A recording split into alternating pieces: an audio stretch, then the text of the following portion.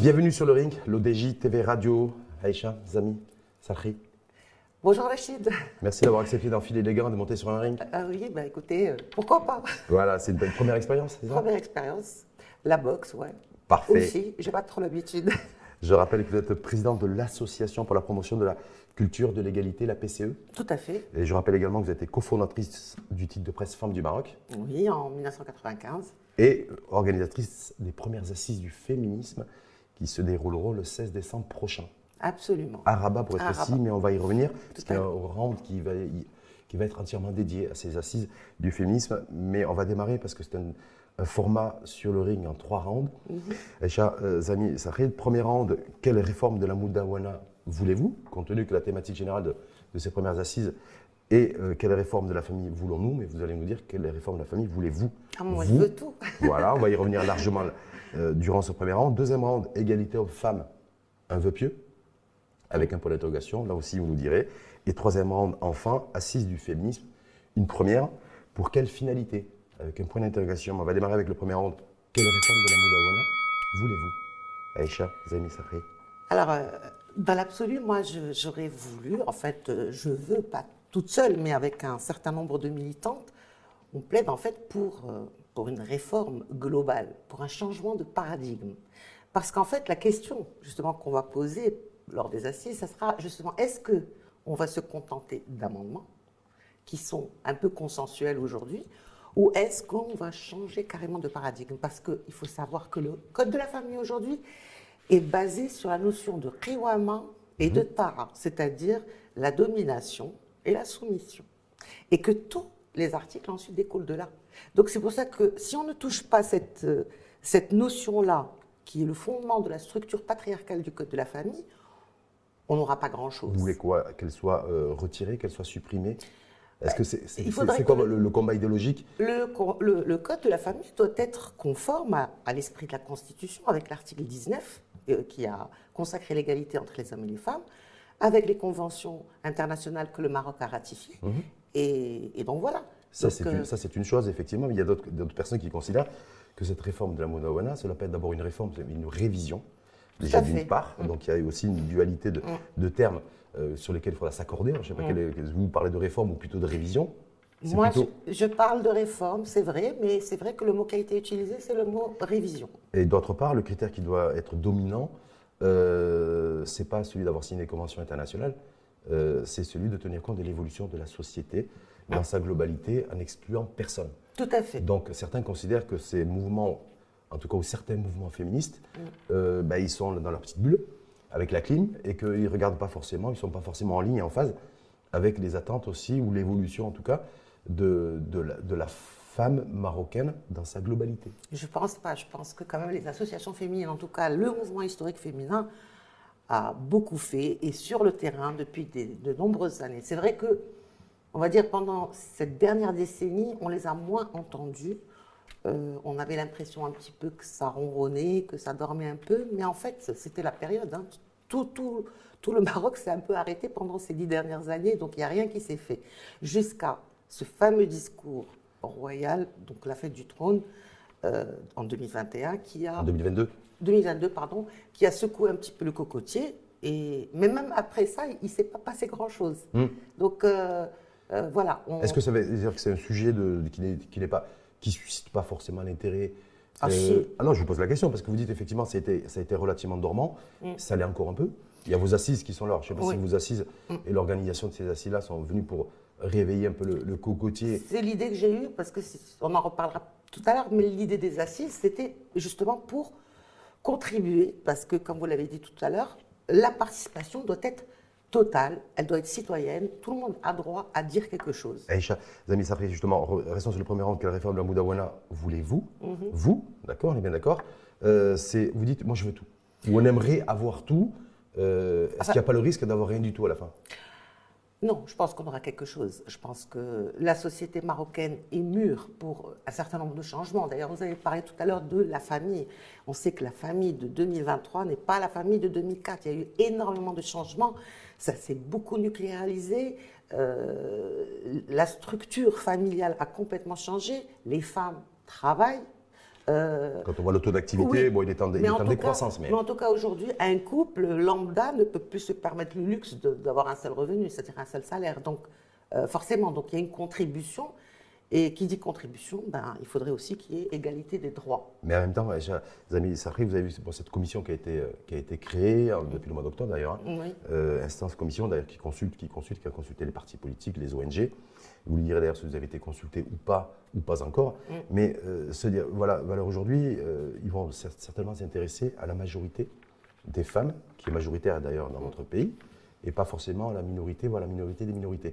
Est-ce que vous ne craignez pas que justement cette nouvelle réforme ou révision du Code de la famille se penche beaucoup plus près de ces femmes issues de milieux défavorisés, cette femme rurale, plutôt que la femme urbaine qui est minoritaire? La femme rurale ou la femme qui a très peu de moyens souffre autant de cette situation, des insuffisances du Code de la famille. Donc, elle est concernée forcément. Quand on parle aujourd'hui de elle n'est pas tutrice légale, elle est gardienne seulement des enfants.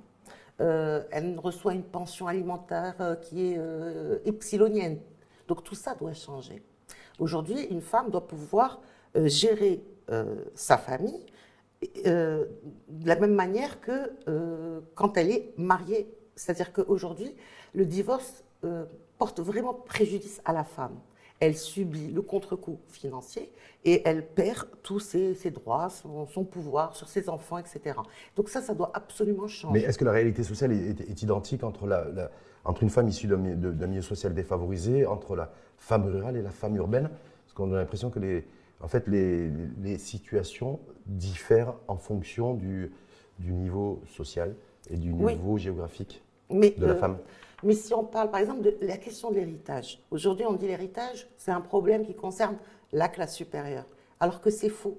Parce que la classe supérieure, justement, éduquée, prend ses précautions en matière d'héritage. C'est-à-dire s'organise en amont. Voilà, en amont. Il y a les stratégies de contournement, tout le monde le fait. Je veux dire, quand on est averti qu'on n'a que des filles, ben, on prend ses précautions. Mais ceux qui subissent, c'est justement cette classe moyenne, cette classe défavorisée qui prend en plein fouet toutes ces inégalités. Chers amis, celles et ceux qui vous accuseraient pas vous personnellement, en tout cas ces mouvements féminisme de vouloir affaiblir la position de l'homme, perturber l'ordre social établi, accélérer les ruptures sociales et les ruptures sociétales avec une appréhension sur les impacts. Qu'est-ce que vous leur dites à ces personnes-là? Moi, je pense que l'égalité, c'est quelque chose qui est bénéfique pour l'ensemble d'une société. C'est la condition pour une société apaisée, plus juste. Quand on parle d'égalité, on parle aussi de responsabilité. On parle de justice, de responsabilité et d'obligation.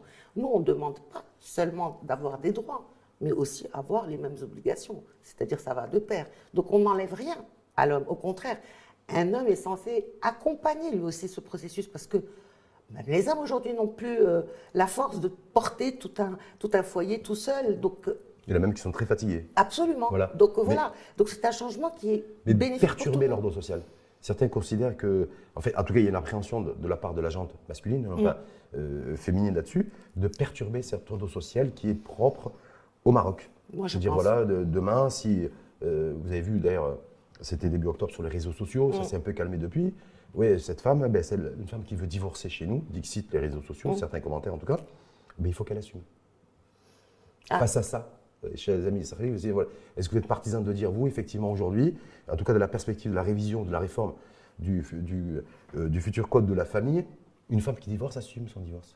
De l'avoir en tout cas demandé? Elle assume, l'homme aussi assume, et il y a un enfant ou des enfants qui sont au milieu, et ces enfants n'ont rien demandé. Et d'ailleurs, ce code, c'est un code qui concerne l'ensemble de la famille, pas seulement la femme ou l'homme, mais l'intérêt de l'enfant doit primer. Donc aujourd'hui, oui, on peut se séparer, ça peut arriver, mais les enfants ne doivent pas en faire les frais, ni en matière de garde, ni en matière économique pour une pension. Il faut savoir rester parent, en fait. Donc c'est ça qu'il faut aussi comprendre. On peut se séparer, mais on peut rester parent pour l'intérêt de l'enfant. Pour l'intérêt de l'enfant. En tout cas, si j'ai bien compris, la réforme de la Moudawana que vous voulez ou que vous souhaiteriez, en tout cas, Zaïmi Sarri, c'est un code de la famille qui répond aux attentes et aux doléances, aux revendications de l'ensemble de la femme marocaine, c'est ça? De l'ensemble de la famille marocaine. Moi, je pense que c'est... Famille, pas femme. La famille, non, parce qu'il n'y a pas que les femmes. Les femmes sont plus impactées, mais c'est un code qui touche l'ensemble de la société. On a l'impression que le mouvement féministe, il est beaucoup plus orienté et axé sur la femme que sur la famille, alors qu'aujourd'hui, le curseur a bougé par rapport à 2004. C'est plus la famille, la primauté sera donnée beaucoup plus à la famille qu'à la femme. Oui, mais bon, les associations féministes sont aussi dans leur rôle. En parlant de droits des femmes, en parlant d'émancipation, de liberté, elles font leur boulot, elles font le job. Après, il y a ce qu'on demande, après, et ce qu'on va avoir. Mais moi, je suis partisante du principe qu'il faut demander plus pour placer le curseur à quelque chose qui soit correct. Vous n'avez pas peur d'être un petit peu déçu parce que quand on a trop d'attentes et qu'on n'a pas forcément tout ce qu'on souhaiterait, donc déçu, moi, j'aime pas trop ce terme parce qu'on avance. Ce qu'on n'aura pas cette année, on l'aura peut-être dans 10 ans, dans 5 ans, peut-être dans 1 an. Parce que ce qu'il faut savoir, et ce qu'on a aussi beaucoup oublié, c'est que le Code de la famille a été désacralisé en 2004. Il est passé au Parlement. Et nous, naïvement, on pensait qu'à partir de 2004-2005, qu'il allait y avoir des amendements proposés par les partis politiques, par les députés qui siègent. Or, rien ne s'est fait, rien n'a bougé. En 20 ans. En 20 ans. Est-ce que, valeur aujourd'hui, 2023, on est en décembre, ça fait à peu près un peu plus de 2 mois que les consultations ont démarré avec cette commission en charge de la révision, de la réforme du Code de la famille. Est-ce que vous sentez que vous êtes mobilisé, que vous êtes en position de force avec le soutien des formations politiques, ou alors vous êtes dans une situation affaiblie, peut-être beaucoup plus affaiblie qu'en 2004? On ne sent pas vraiment un soutien, mais en fait, on ne sait pas si on a un soutien, parce que toutes les écoutes qui ont été faites par l'instance n'ont pas été rendues publiques. Et ça, je trouve ça dommage qu'on n'ait pas pu avoir accès à une chaîne, par exemple, qui diffuse ces auditions, que tout le Maroc puisse suivre aussi les propos des uns et des autres.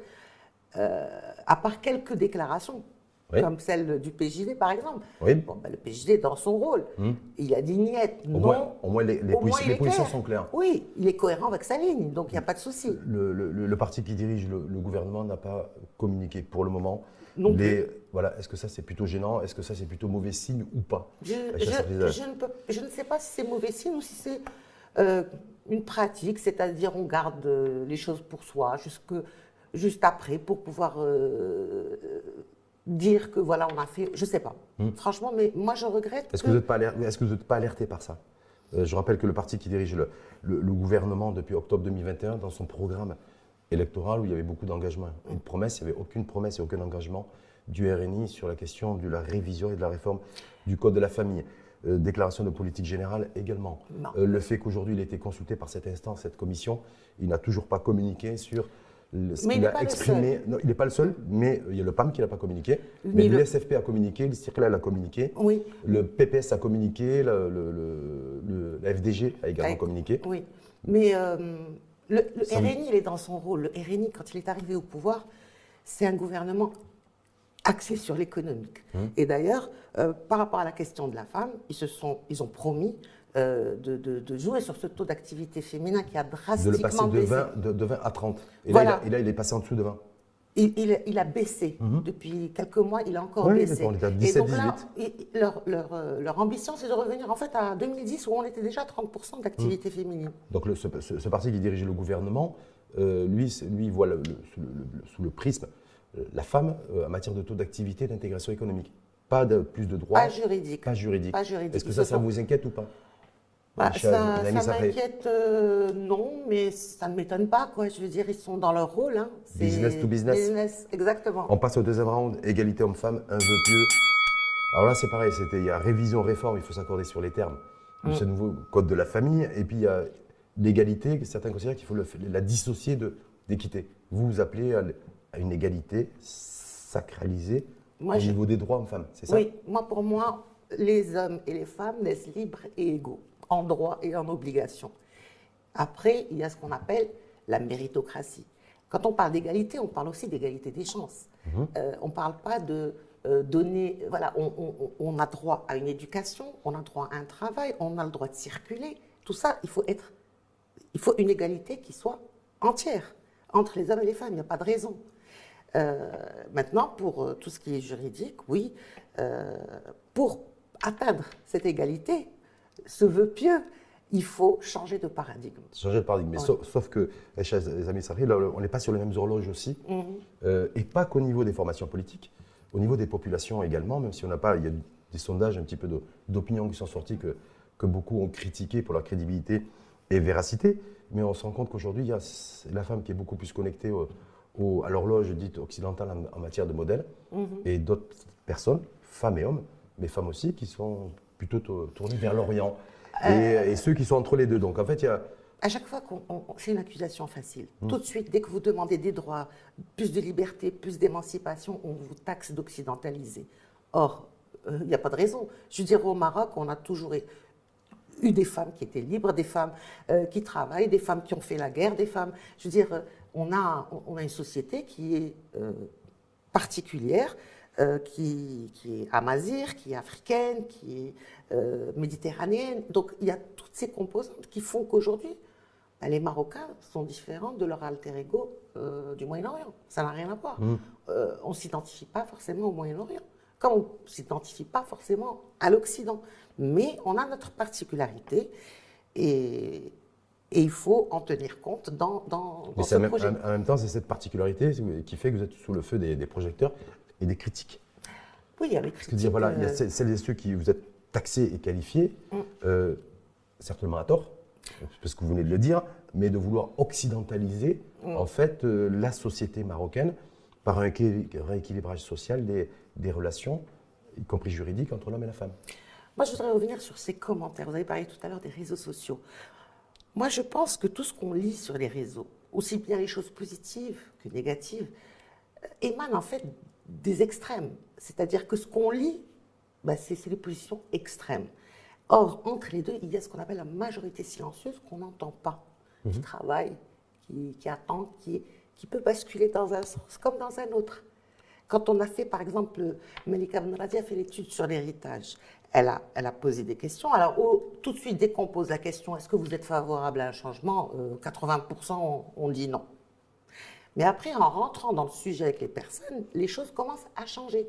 Parce que dès que les personnes se sentent concernées personnellement, ils adhèrent vachement plus au changement. Justement, sur l'héritage et sur l'égalité homme-femme, un vœu pieux de thématique de deuxième round, est-ce que ce qui va être le plus compliqué, voire quasiment inaccessible à obtenir, Aïcha Zamil Sarri, ça va être l'égalité en matière d'héritage. Il peut y avoir peut-être des avancées, certainement sur le tutorat et sur la tutelle. Peut-être. Mariage des mineurs aussi. Peut-être, mais pas sûr. Parce qu'il y a des partis politiques qui émettent des réserves sur le mariage des mineurs. Ok, effectivement, il faut freiner les dérogations de juges, mais il faut maintenir cette exception. Certains considèrent, comme l'Istiqlal d'ailleurs, qu'il faut relever en fait l'âge minimal pour le mariage des mineurs, qui ne soit plus à 12 ou 13 ans, mais qui soit à 16 ans. Parce que là-dessus, donc, on voit bien qu'il n'y a pas que l'héritage où ça pourrait coincer, ou en tout cas qui est extrêmement clivant. Il y a même d'autres mariages des mineurs. Mais l'héritage, moi je trouve... La polygamie aussi, d'ailleurs. Oui, alors tout ça, évidemment... Tout ça n'est pas réglé. C'est pas réglé. Mais l'héritage, moi ce que je trouve formidable, c'est que c'est un sujet dont on débat aujourd'hui. Ce qui n'était pas le cas il y a 20 ans. Il y a 20 ans, ça ne faisait même pas partie des demandes du mouvement associatif féminin. Donc aujourd'hui, on en parle. Et aujourd'hui, il y a des voix qui s'élèvent pour dire qu'on ne va pas à l'encontre de la religion. Parce que justement, si on se base que sur le Coran, l'histoire de Tassé, par exemple, n'existe pas. Ce n'est pas dans les textes sacrés. Et il y a aussi cette histoire de testament. Le testament figure, il est même d'ailleurs prioritaire après, avant même la répartition qu'on connaît. Et ça pourrait régler pas mal de choses. Parce que si on peut tester, on respecte la liberté d'un défunt, ce qui est important, qui peut-être rééquilibrer entre son fils et sa fille. Et puis, je trouve injuste cette histoire de parce qu'on est des filles, il faut absolument qu'il y ait un homme qui vienne, un cousin éloigné qu'on ne connaît pas, pour pouvoir profiter de l'héritage. Et ça, c'est pas normal, parce qu'on voit toujours la même histoire. Est-ce que vous pensez que la société est prête pour qu'en 2024, l'égalité en matière d'héritage soit consacrée? Oui, parce qu'il y a beaucoup Certains considèrent que non. Moi, je ne suis pas encore prêt, qu'il y aura peut-être une révision, une fois de plus, pas de réforme en matière de droit successoral qui soit technique, mais qui n'ait pas de droit absolu qui soit consacré. Moi, ça serait la tendance du moment. Certainement, on ne va pas tout changer. Je ne sais pas, moi je ne suis pas dans la tête des personnes qui vont travailler sur les textes. Mais en tout cas, ce qui est sûr, c'est que c'est une réalité qui affecte même les classes défavorisées, et surtout les classes défavorisées. Aujourd'hui, quand un homme, un mari décède, et que sa veuve n'a que des filles, elle peut se retrouver, et c'est très fréquent, dans la rue. Parce que les gens de la famille viennent revendiquer leurs droits. Mais eux, par contre, ils oublient leurs obligations. Parce que ce qu'ils oublient, c'est qu'ils sont censés, par exemple, un homme qui aujourd'hui hérite le double de sa sœur, il est censé prendre en charge sa sœur. Pareil sur le sujet extrêmement clivant, en tout cas d'un point de vue sociétal, de l'égalité en matière d'héritage homme-femme, il n'y a quasiment aucune formation politique qui a une position tranchée là-dessus, ou en tout cas qui souhaiterait lever, revoir le modèle des règles du droit successoral. Il n'y en a quasiment aucun. Est-ce que ça veut dire qu'à la veille des premières assises que vous organisez sur le féminisme, se dire voilà, ça va être très compliqué, parce que je sais qu'il y a un panel qui est dédié. Oui, absolument. Et que ça va être un sujet extrêmement compliqué. On en parle des assises? On en parle des assises, mais là-dessus, je te dis, voilà, est-ce que vous allez vous prioriser plutôt votre déterminisme beaucoup plus sur le mariage des mineurs qui soit totalement interdit, sur la polygamie, parce que c'est-à-dire d'ores et déjà, c'est peut-être cause perdue sur l'égalité en matière d'héritage homme-femme? Je ne sais pas. En tout cas, par rapport aux assises, on a effectivement organisé la journée sur 4 panels.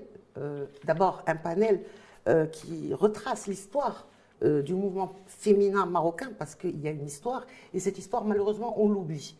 Et je trouve dommage que cette histoire ne figure pas même dans les manuels, parce que l'égalité, ça s'apprend aussi à l'école, dans le lycée, respecter l'autre, etc., combattre les stéréotypes.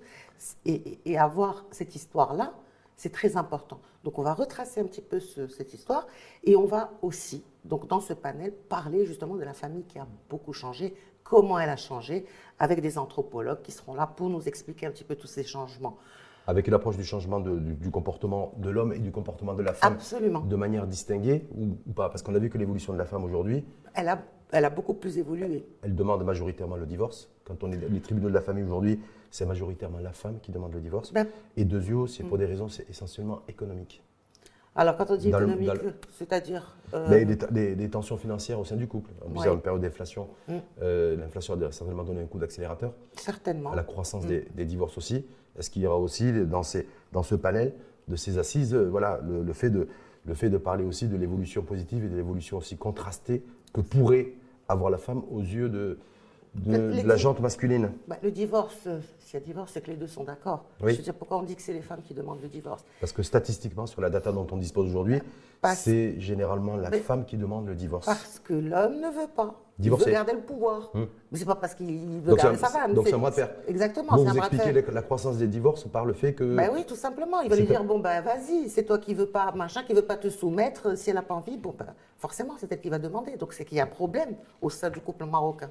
C'est pour ça que les demandes sont faites majoritairement par les femmes. On va passer au troisième rang. Donc l'égalité homme-femme, un vœu pieux, vous y croyez et vous allez vous battre jusqu'au bout. C'est bien ça. Absolument. Je dois, entre autres, retenir cela. Troisième rang, justement, les assises du féminisme. Donc je le rappelais, qui se dérouleront le 16 décembre prochain. À Rabat. À Rabat, sous le thème « Quelle réforme du Code de la famille voulons-nous ?» avec un point d'interrogation.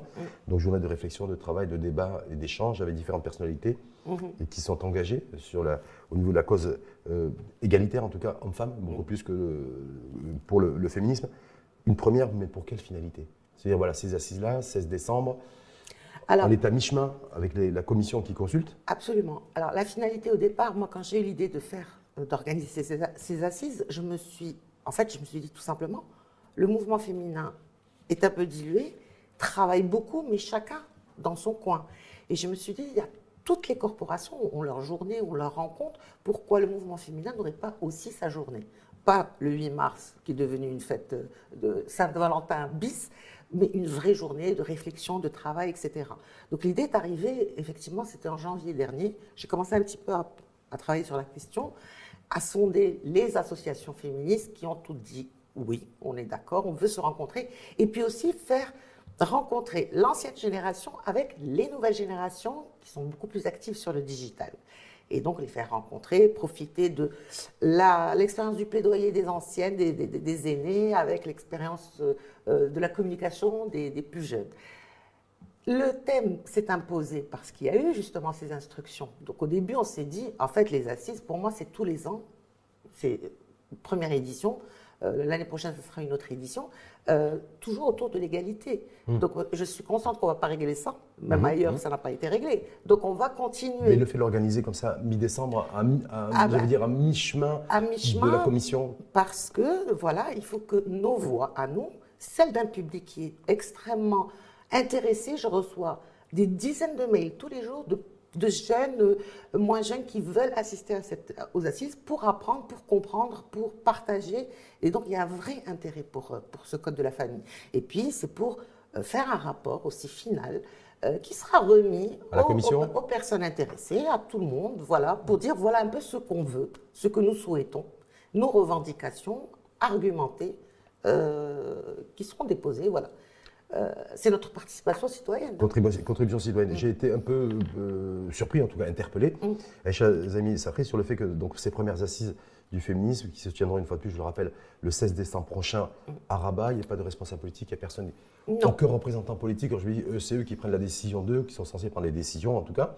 Non, et vous avez décidé de ne pas les inviter, donc je dis c'est volontaire. Oui, c'est volontaire.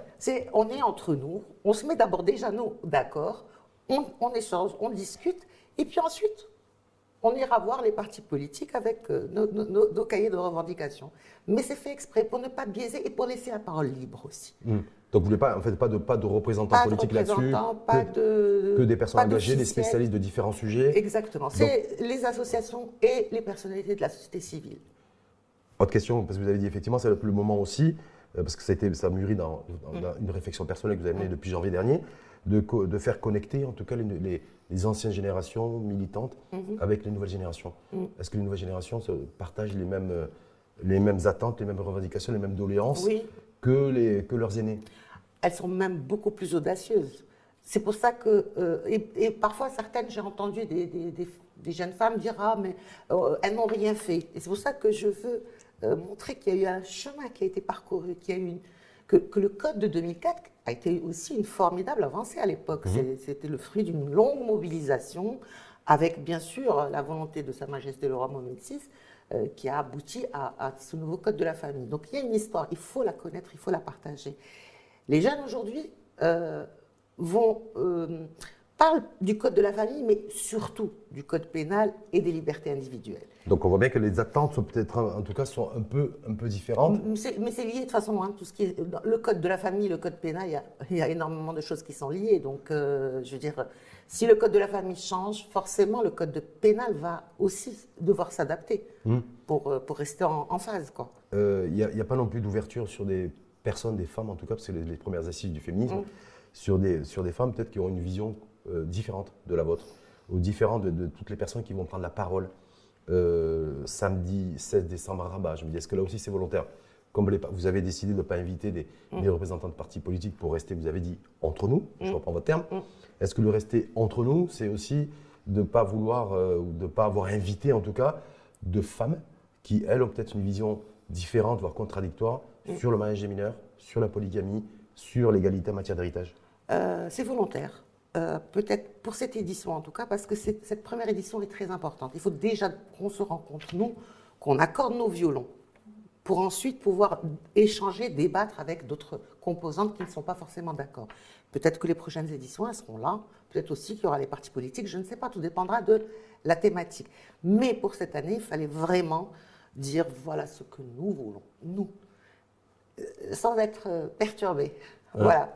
C'est un peu égoïste, mais c'est comme ça. En tout cas, c'est celle qui verrait éventuellement d'un œil un peu critique le fait de tenir les premières assises du féminisme mi-décembre, à mi-chemin des travaux de consultation de la commission. Vous dites, non, nous, c'est juste pour poser en fait un socle. Exactement, une photographie de l'instant T, de ses revendications, voilà, d'accorder nos violons entre nous et dire voilà ce qu'on veut. On sait très bien ce que les autres veulent ou ne veulent pas, quoi. Je veux dire, c'est pas une surprise. Il faut s'attendre à des débats, des réflexions apaisées sur des sujets. Mais l'idée, c'est aussi d'avoir des arguments. C'est pas seulement demander, mais aussi avoir des arguments qui peuvent faire mouche, qui peuvent toucher et peut-être agir sur le changement. Est-ce que ça veut dire qu'Aïcha Zaimi Safri compte aussi faire en sorte que ces premières assises du féminisme, qui se dérouleront, je le rappelle une fois de plus, le 16 décembre 2023 à Rabat, plus influencer aussi la décision qui pourrait être prise en matière de recommandation par la commission en charge de la révision du Code de la famille? ce côté influent. C'est possible, oui, peut-être, c'est une voix comme une autre, c'est participatif. Donc voilà, c'est la voix des femmes modernes. Avec l'espoir d'être libres. Avec l'espoir d'être entendues et écoutées. Bien sûr, on ne va pas faire ça comme ça. Bien sûr qu'on a envie d'être écoutées, comprises et soutenues. Merci à vous, Aïcha. Merci à vous, Rachid. C'est toujours un plaisir. Je rappelle, présidente de l'Association pour la promotion de la culture de l'égalité, la PCE. Tout à fait. Cofondatrice du titre de presse Femmes du Maroc et organisatrice des premières assises du féminisme donc, qui se dérouleront. Oui. Et mon dernier né, qui est égalitémag.com. Égalitémag.com, c'est un média en ligne. C'est un média en ligne qui fonctionne sur le principe de la newsletter et qui soutient les assises du féminisme. Mais qui va continuer à vivre aussi après les assises. Oui, on est bien d'accord. C'est pas un média. Non, c'est un média qui va continuer, qui va porter la cause tout le temps, jusqu'au bout. En position offensive ou en position défensive? Ni offensive ni défensive, on va dire ce qu'on a envie de dire, c'est tout. Très bien. En tout cas, donc le média, vous l'avez dit, média égalitémag.com. donc consultable et disponible sur. Absolument, sur Internet, on est sur les réseaux aussi. Vous pouvez